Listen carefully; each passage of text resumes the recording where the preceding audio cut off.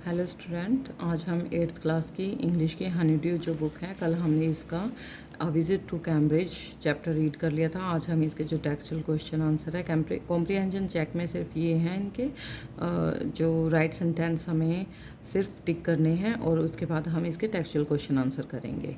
ठीक है, तो इसी में हम बुक में ही कर लेते हैं ये। Which is the right sentence? Cambridge was my metaphor for England to the writer. इसका आंसर रहेगा England was famous for Cambridge. तो कैम्ब्रिज किस चीज़ के लिए इंग्लैंड किस चीज़ के लिए फेमस है? Cambridge. The writer phone Stephen Hawking's house. Writer ने स्टीफन हॉकिंग्स के घर फ़ोन किया from the nearest phone booth से। Every time he spoke to the scientist the writer felt guilty because he force the scientist to use his voice synthesiser. ठीक है, वो scientist को force कर रहा था अपने वॉइस सिंथेसाइजर को यूज़ करने के लिए। I felt a huge relief in the possibilities of my body in the given context. The highlighted words refer to shifted in the wheelchair turning the wrist. तो क्या कर रहा था वो? अपनी व्हील चेयर को शिफ्ट कर रहा था और रिस्ट को टर्न कर रहा था। अब हम इसके जो टेक्सचुअल क्वेश्चन आंसर है उसको कर लेते हैं। फर्स्ट हमारा क्वेश्चन है, did the prospect of meeting Stephen Hawking making the writer nervous, if so why? जो मीटिंग थी स्टीफन हॉकिंग की वो राइटर को नर्वस कर रही थी, क्यों? The writer felt nervous because he was doubtful whether he would be granted the interview, कि वो उसको इंटरव्यू देने के लिए मान भी जाएगा या नहीं, इस वजह से। Did he eight the same time feel very excited? उस सेम टाइम पे उसको बहुत अच्छा लगा, इफ़ सो वाई? ऐसा क्यों? He felt excited at the same time because he had been there to see Professor Hawking for half an hour, क्योंकि आधे घंटे के लिए उसको प्रोफेसर हॉकिंग से मिलने का टाइम मिल गया। Guess the first question put to the scientist by the writer. First question जो राइटर ने साइंटिस्ट से पूछा था वो क्या था? The writer's first question might be about Hawking's disability. उसकी हॉकिंग्स की डिसेबिलिटी के बारे में होगा, and how he had accepted it, और कैसे उसको ये सब कुछ हुआ। तो हम पहले हालचाल ही पूछते हैं सबका।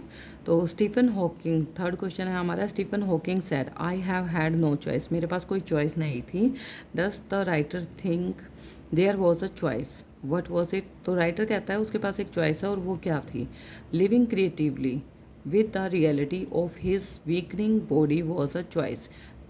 एक किसी के पास वीक बॉडी है और उसकी जो रियलिटी है, अगर वो उसको क्रिएटिवली जी सकता है, तो ये चॉइस राइटर के पास भी थी। I could feel his anguish. What could be the anguish? तो उसकी क्या थी?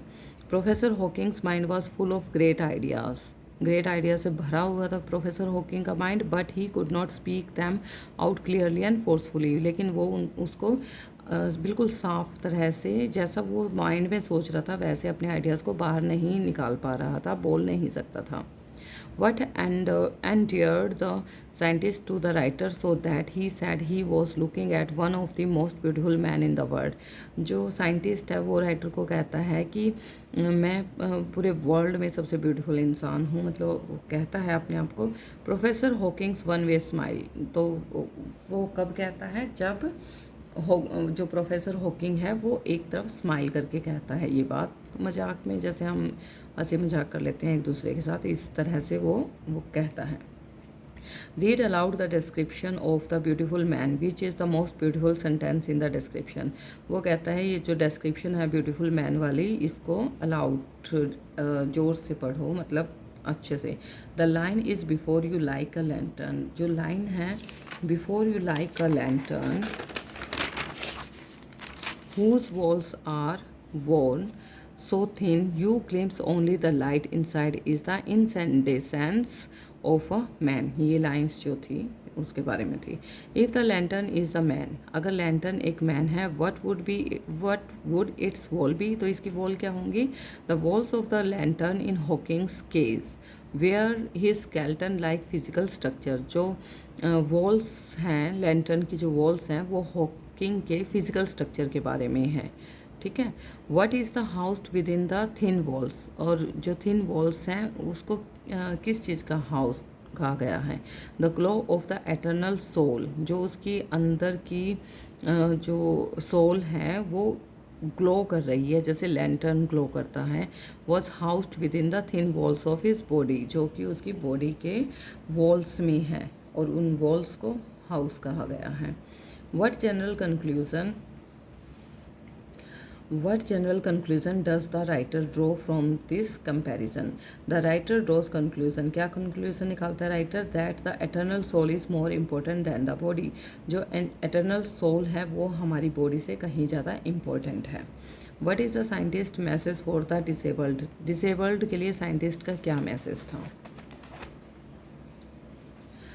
Professor Hawking message for disabled is that they should concentrate on what they are good at, कि इनका मैसेज था प्रोफेसर हॉकिंग का कि जो जिस चीज़ में अच्छा है हमें उसी चीज़ पर कंसनट्रेट करना चाहिए। It is foolish to try to copy the normal people, normal people की कॉपी करना बिल्कुल पूरी मूर्खता होगी।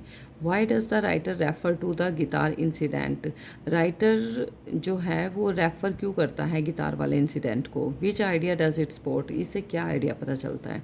The writer spend many years trying to play a big Spanish guitar, writer ने काफ़ी सालों तक ट्राई किया स्पेनिश गिटार को प्ले करने का। One night he loosened the strings joyfully, और एक रात को जब वो इस गिटार को बजा रहा था उसने उसको तोड़ दिया। This incident supports the idea, ये इंसिडेंट ये सपोर्ट करता है, इस आइडिया को सपोर्ट करता है that the disabled people should practice only what they are good at. जो डिसेबल्ड पीपल हैं उनको सिर्फ उन चीज़ों की प्रैक्टिस करनी चाहिए जिसमें वो अच्छे होते हैं, ताकि और अच्छे उसमें हो जाए। The writer expresses his great gratitude to Stephen Hawking, जो राइटर है वो एक्सप्रेस कर रहा है अपना ग्रेट ग्रेटिट्यूड स्टीफन हॉकिंग को। What is the gratitude for, किस लिए है ये? The author felt much inspired after meeting with Stephen Hawking, जो ऑथर है वो बहुत ज़्यादा इंस्पायर्ड फील कर रहा है स्टीफन हॉकिंग से मीटिंग के बाद। Therefore he felt grateful to him, इसलिए उसको वो उसके लिए ग्रेटफुल फील कर रहा है। Complete the following sentences taking their appropriate parts from both the boxes below. अब ये जो complete करेंगे इन following sentences को, there was his assistant on the line. Assistant the line पे there was his assistant on the line and I told him I had come in a wheelchair from India. You get fed up with people asking you to be brave. इसके बाद you get fed up with people asking you to be brave as you have a courage account on which you are too lazy to draw a check. There he was tapping at a little switch in his hand, trying to find the words on his computer. It doesn't do much good to know. You look at his eyes, which can speak and are saying something huge and urgent. It is hard to tell what. Next fifth है, it doesn't do much good to know. It doesn't do much good to know that there are people smiling with adulation to see you breathing still. तो ये हमारा जो visit to Cambridge है उसका chapters भी complete हो गया था, हमारी रीडिंग भी हो गई थी। अब हमारे जो इसके एक्सटर्नल क्वेश्चन हैं वो भी कंप्लीट हो चुके हैं, तो ये हमारा चैप्टर कंप्लीट हो गया है। अगर किसी को कोई भी प्रॉब्लम आती है किसी भी तरह से तो कमेंट में ज़रूर डाल देना। अगर आपको अच्छा लग रहा है तो वो भी ज़रूर बताना। Thank you. और साथ में मेरे चैनल को please like share and subscribe भी कर देना।